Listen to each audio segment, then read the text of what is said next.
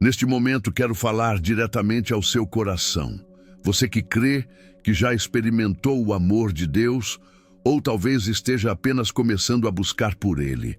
Esta mensagem é para você. Não é um discurso, é um chamado urgente. Vivemos tempos difíceis, tempos em que o natural e o espiritual colidem todos os dias diante dos nossos olhos e dentro de nós. Vivemos em um mundo onde os perigos são reais, físicos, sim, mas espirituais, ainda mais intensos e invisíveis. Por isso precisamos estar alertas. A Bíblia não nos orienta a orar ocasionalmente, ela nos ordena a orar sem cessar. O próprio Jesus, o Filho de Deus, mesmo sendo perfeito e cheio de poder, orava. Ele se retirava, buscava o Pai em secreto, dependia do Espírito.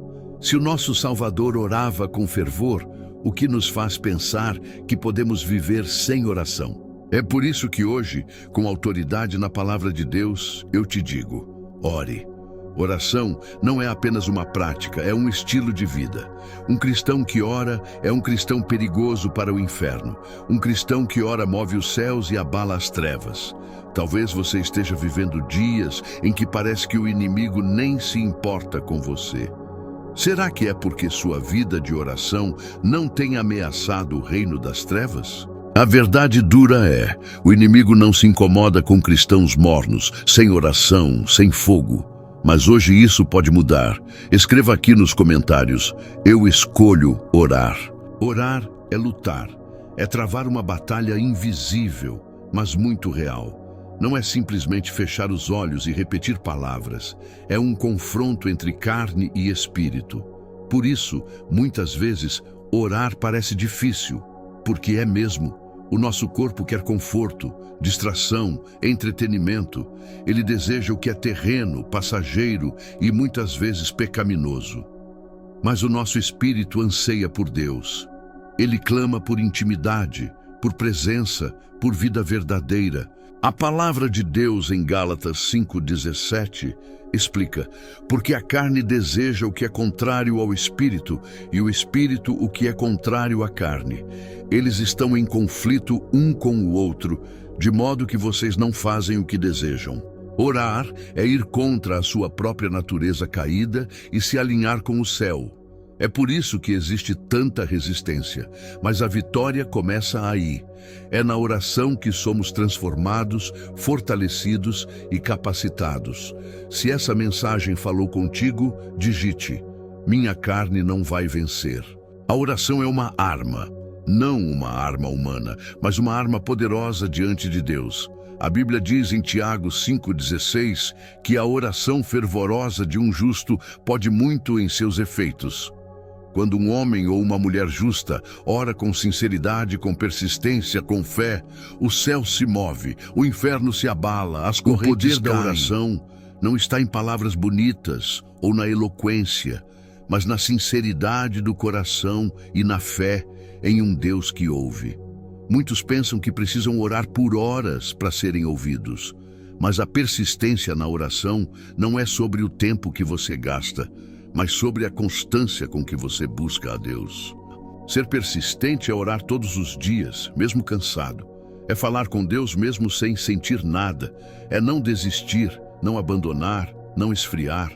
É entender que Deus não está ouvindo orações perfeitas, mas corações quebrantados. Jesus mesmo nos ensinou a orar e não desfalecer. Por quê? Porque ele sabia que a caminhada seria dura, que haveria dias escuros, mas quem ora permanece firme. Você não está lutando contra pessoas, contra carne ou sangue. Está lutando contra forças espirituais das trevas e só vence essa guerra de joelhos no chão. Se você está nessa guerra espiritual, comente: minha vitória vem do Senhor. Você não está lutando contra pessoas, contra carne ou sangue. Está lutando contra forças espirituais das trevas e só vence essa guerra de joelhos no chão. Se você está nessa guerra espiritual, comente: minha vitória vem do Senhor. Você foi chamado para lutar, para permanecer firme, para ser um intercessor, um guerreiro em oração. Efésios 6, 12 e 13 nos lembra disso com clareza. Pois a nossa luta não é contra seres humanos, mas contra os poderes e autoridades, contra os dominadores deste mundo de trevas, contra as forças espirituais do mal nas regiões celestiais. Esses inimigos não são visíveis, não usam armas físicas. Eles atuam nas sombras, infiltram pensamentos, criam distrações e atacam famílias, mentes e emoções. É por isso que a Bíblia diz: revistam-se de toda a armadura de Deus. Isso não é simbólico apenas, é um chamado para viver uma vida de oração. Não dá para ser um cristão passivo em tempos de guerra. Não dá para ser superficial em um mundo onde o mal está cada vez mais ousado. O diabo não teme palavras religiosas. Ele teme o cristão que vive uma vida de oração. Ele teme quem conhece o poder do sangue de Jesus. Ele teme quem sabe dobrar os joelhos e resistir. Quer proteger sua casa? Ore. Quer proteger sua mente? Ore. Quer ver transformação? Ore. Escreva. Eu visto a oração é mais do que pedir coisas todos os dias. É relacionamento, é comunhão, é intimidade com o Pai. Quando você ora, você não está falando com um ser distante. Você está entrando na presença do Deus vivo, do Criador dos céus e da terra. O salmista escreveu no Salmo 17:6: Clamo a ti, ó Deus, pois me respondes. Inclina para mim os teus ouvidos e ouve a minha oração. Veja a fé nas palavras dele. Ele não diz, espero que Deus ouça. Ele diz, pois me respondes. E isso é orar com expectativa, com confiança. É assim que devemos nos achegar a Deus, com fé de que Ele ouve, responde e age. A oração não é um monólogo, é um diálogo. E Deus está pronto para te ouvir. E mais, Ele deseja te ouvir. Ele se alegra quando você o busca. Em vez de correr para o mundo quando estiver aflito, corra para o Pai. Faça da oração o seu refúgio. Faça da presença de Deus o seu abrigo. Se você deseja esse nível de intimidade com Deus, comente. Eu quero viver no secreto com o Pai. A oração é uma prática de fé e um ato de obediência. Romanos 12:12 nos ensina a ser alegres na esperança, pacientes na tribulação e perseverantes na oração.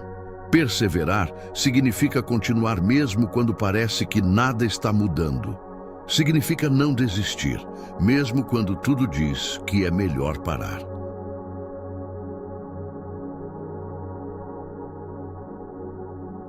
É isso que Deus procura. Crentes que perseveram, que não oram só quando tudo está bem, mas que oram na dor, na angústia, na tempestade. Você não precisa de palavras bonitas, precisa de um coração rendido. Você não precisa orar como os outros, precisa orar como você é. E sabe o que acontece com aqueles que perseveram? Quebrantado. Eles são recompensados. Deus vê, Deus ouve, e no tempo certo, Ele age. Talvez hoje você esteja cansado, sentindo que Deus está em silêncio, mas continue. O silêncio de Deus não é ausência, é treinamento.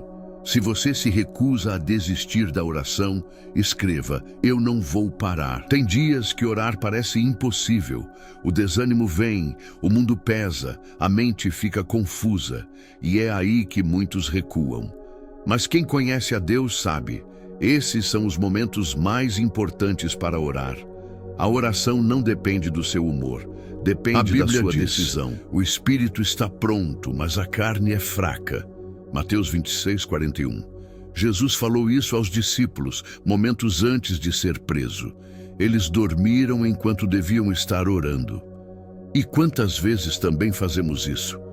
Dormimos espiritualmente enquanto deveríamos estar vigiando.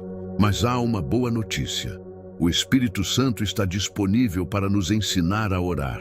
Você não está sozinho. Peça ao Espírito que te ensine, que desperte sua alma, que renove sua paixão pela presença de Deus. Se você quer ser ensinado a orar, escreva: Espírito Santo, me desperta para orar. Na presença de Deus há plenitude de alegria. Não alegria passageira como o mundo dá, mas alegria eterna, profunda, restauradora.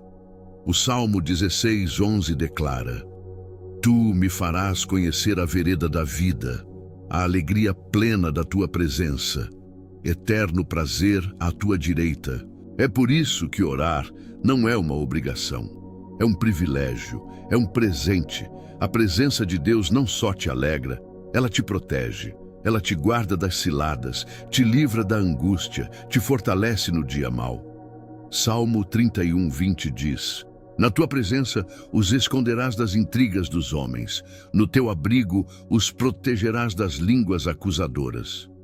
Quer paz? Entre na presença. Quer discernimento? Busque em oração. Quer ser fortalecido?